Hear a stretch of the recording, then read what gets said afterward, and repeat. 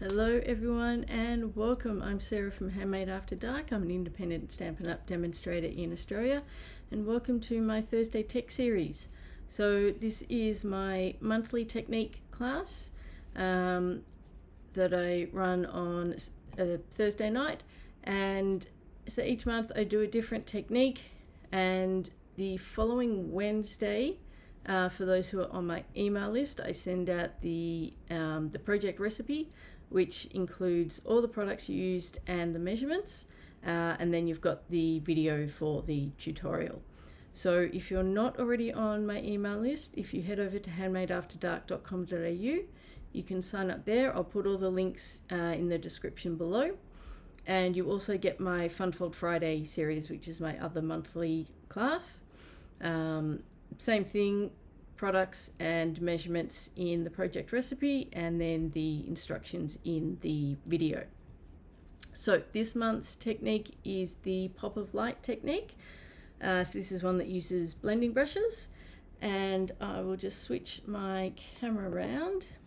So this is the card that we're going to make today, and I have used a mix of current and retired products. The ones that I've used that are retired, the particular stamp sets that I've used are not essential. You can actually do it. So basically, the ground area and the grass, I've used the retired Paradise Palms set, but you could also do the ground just with either masking paper or a post-it note.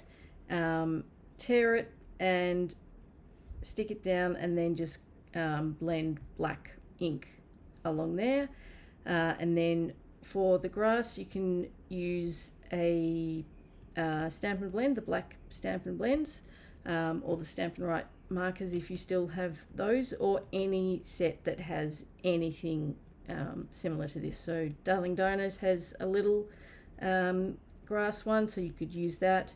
That part doesn't really matter. And then for the palm trees, I've used the Boardwalk Fun set, and then for the sentiment I've used one. It's not currently available to order, it's unless you're a demonstrator, and then it's available on pre-order, and it's the Springtime Scenes.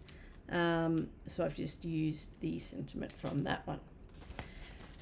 Alright, so to start with, we need a piece of basic white cardstock, and that one is not the right one, that one's too big.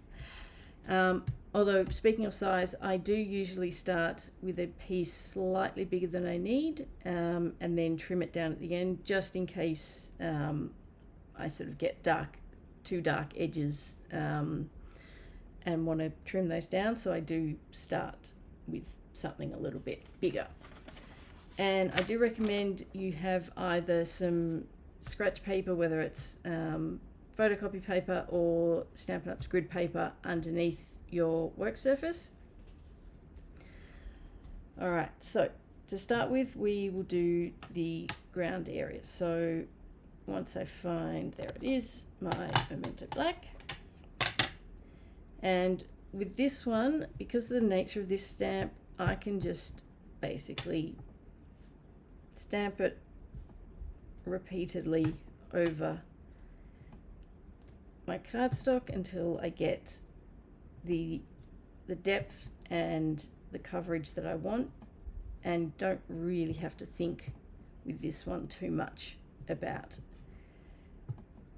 overlapping, going over current ones, how dark or light it is. Just keep going until you get what you want. So I want a little bit extra height, sort of towards the middle. So I'm just going to build that up a tiny bit more. There we go, that should be, let's get a little bit more.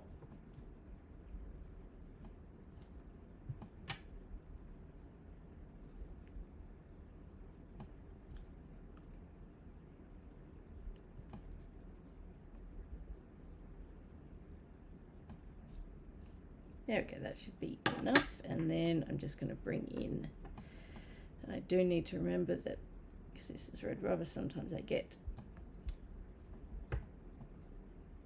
ink along the edges.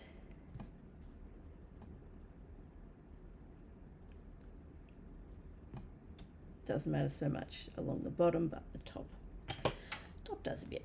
All right, oh, nope, still need that. So then we will stamp the palm trees. Now you want to make sure that you leave a gap. So don't stamp right to the edge, because you want to make sure you've got enough space to get at least one, but preferably two of the colors in on the edge. So we want to come towards the middle a bit more. So I'm going to start about there, and then I will bring in the smaller one. That one's going to face the other way.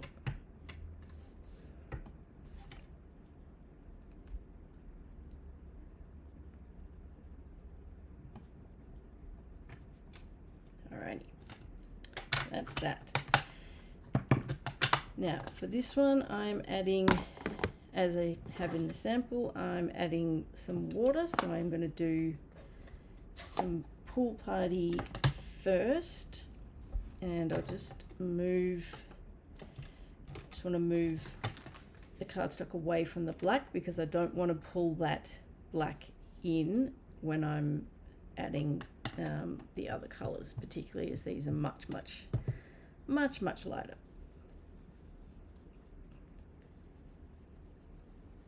So I'll add the blue, and you can go as high or as low as you want with this one.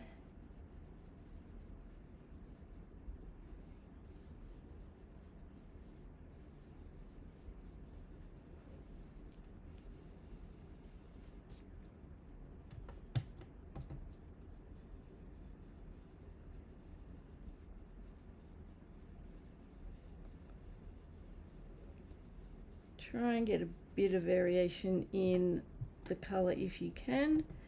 Just a few bits that are darker, some lighter.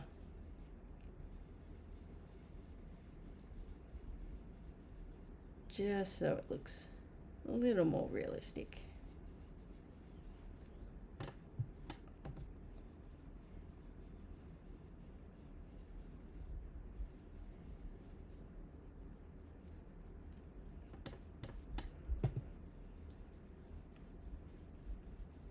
And make sure you come right down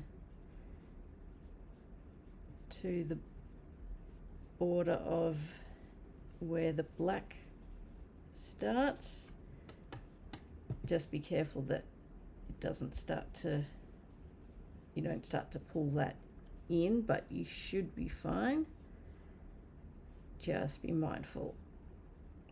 All right, so I think that is probably about enough.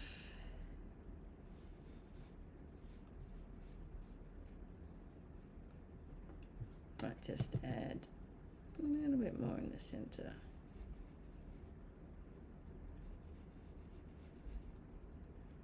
All right, so that is that bit done. And then we will start with the lightest color for the top part, and we want to go sort of in an arc. So it's better to start off a bit too far out, because you can always come back in. So if you think you want to go in an arc around the image, and we are going to color the whole piece, but if you start off creating that initial arc, and then you can just add the color to the other side of that without worrying too much about how close you're getting.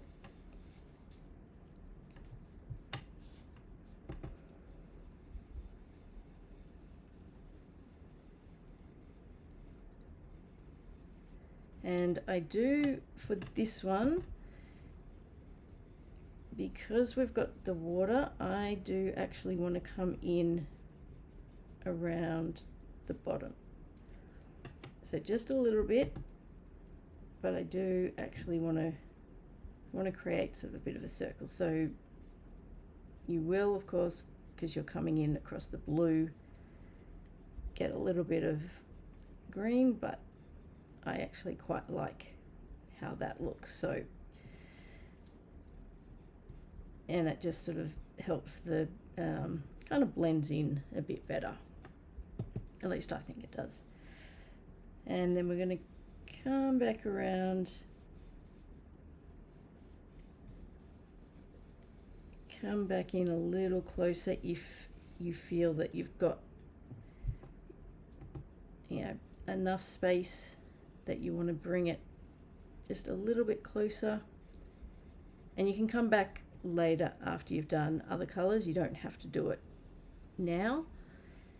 And you may find as you start to add the other colors that it becomes more obvious that your white circle is a little bit too big and you want to make it a bit smaller. But it's also up to you how big that circle is. There is no right or wrong with this. Next one I'm going with is peach pie. And again, if you don't have peach pie, you can go with whatever orange color you've got. Just be mindful of how dark or bright it is. And we're going to go sort of right on the edge here. And then we're going to go right round the outside and slowly bring it in. So we want to make sure we blend over the yellow at the top, but we still leave some of the yellow at the edge of that inner circle.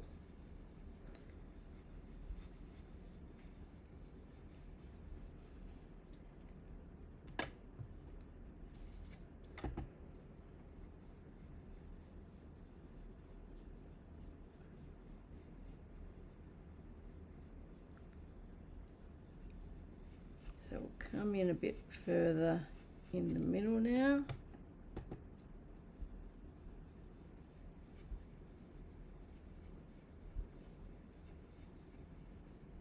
Just build it up.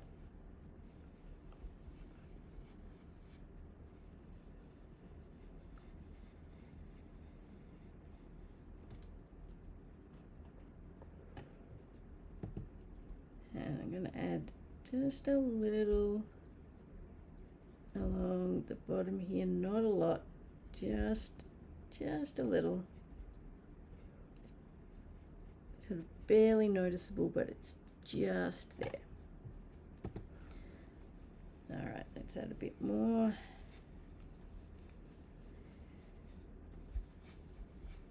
And so as we add the peach pie, we can see that we can probably make the circle a little bit smaller, the white. So we can probably bring the yellow in a little bit closer in some spots. So let's do that. So I think just around here we can add a bit more.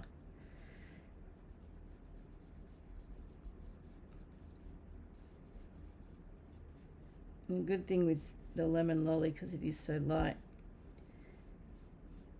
as long as you're not too heavy-handed, if you get a little closer than you intended, it's probably still going to be fine because it is quite light.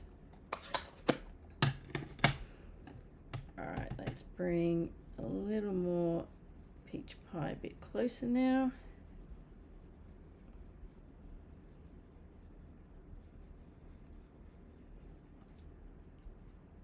And a bit more down here. And I'll bring just a little more over this side.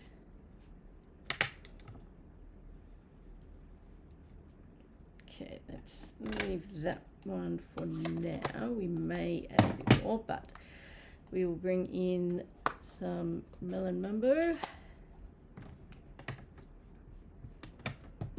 and we want right on the edge here, so just a very small amount here, and then we'll add more at the top than we will at the sides.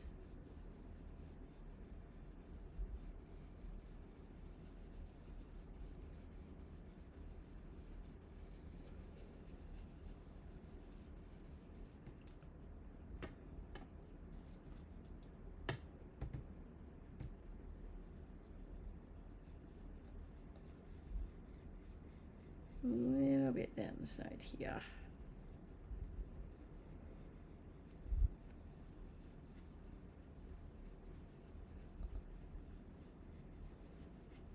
And then blend in at the top into the peach pie.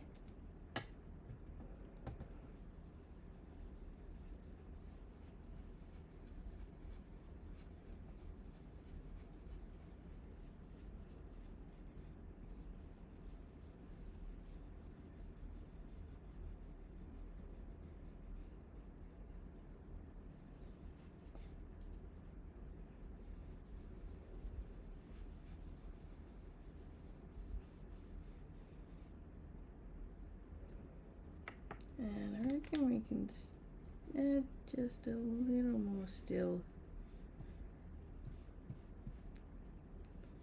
And a little at the bottom too, I think.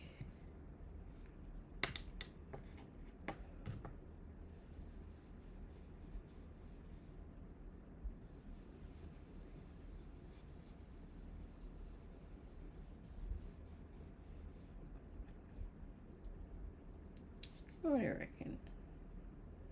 Can maybe a little bit more orange, so the peach pie here.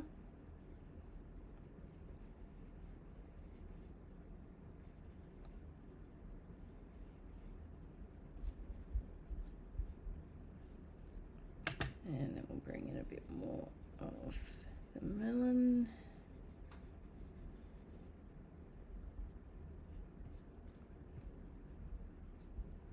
And a little, just a little bit across the bottom there. So I reckon we are just about there, but I'm going to add just a little bit of rich raspberry, not rich raspberry, that's retired, blackberry bliss.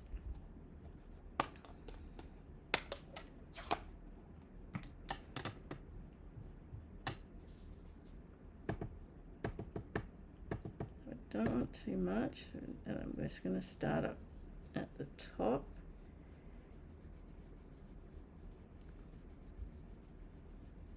Just want to darken it a little at the top and the sides.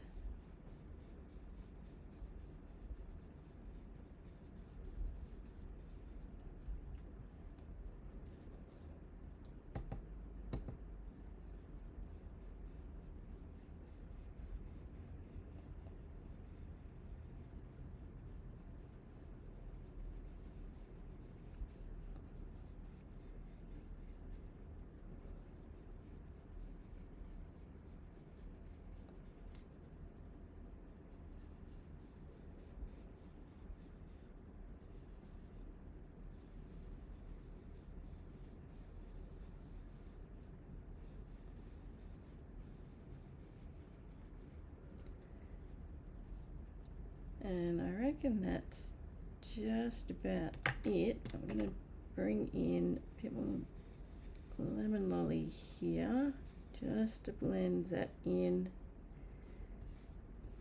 and soften it a little bit there. So I reckon that's about it. Now, that is going to bug me. So, we can fix that. I put it away, but let me find it.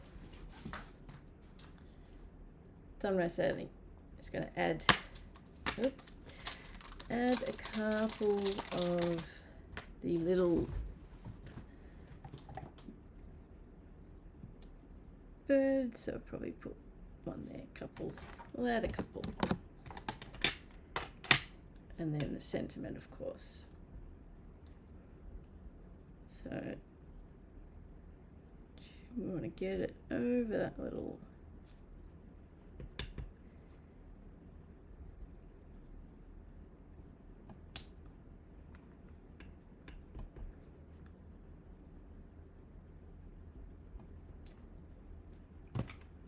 oh, nope, still need that. And the sentiment, we will add that up the top.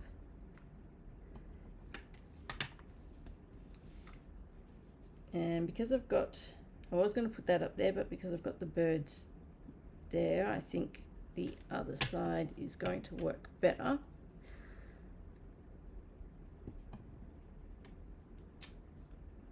There we go. Alrighty, grass is averted. And then I just need, once I find it, we are just going to mount this one on a piece of basic black, and that's right, I do need to trim this down. So just need to trim it a little, and I'll take from the sort of from this one, I'll take from the bottom and then probably from that side, I think. And you can always take a bit from both. So we want to come down to 14.1 centimeters. And we want to come this one to come down to 9.7. And just make sure that's not going to, might for this one do a bit from each side just so I don't end up messing up the sentiment, although it's probably, let's see, I reckon it'll just, fingers crossed. Yep, that's fine. Alrighty, now we can mount that on the basic black. Make sure it fits before we start to glue it. And so because this one does have quite a fine border on the black, I prefer the liquid adhesive because I've got a bit of extra time to adjust. But you use whatever your preferred adhesive is.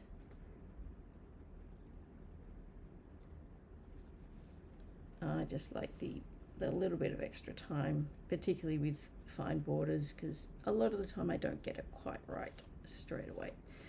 But that is looking pretty good.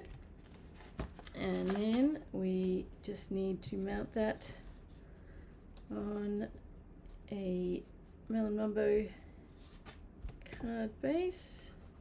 Seeing as I've got this out, I'll keep going with it.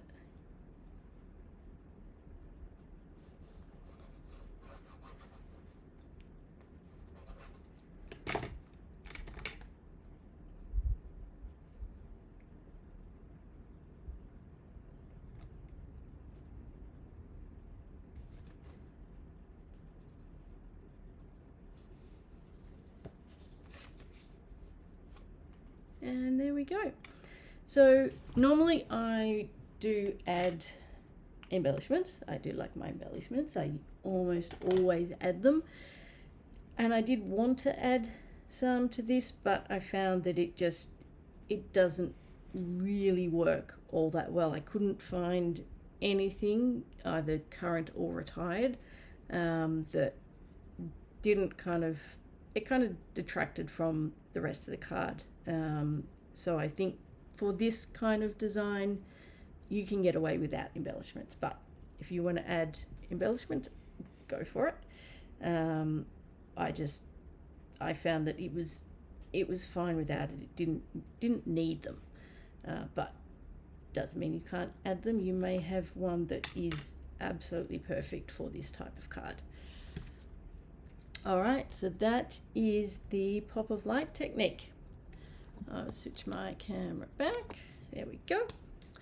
So there you go. I hope you enjoyed the project. I do hope you give it a go. Please feel free to share your projects. If you do have a go, I would love to see what you come up with. The project recipe card will be out in next Wednesday's email, so head over to my blog at handmadeafterdark.com.au to join my newsletter list if you're not already on it. And if you enjoyed the project, please remember to like and subscribe to my YouTube channel. It really helps me out and I do appreciate it. Alrighty, that is all for today. Thank you so much for joining me. Until next time, happy crafting. Bye.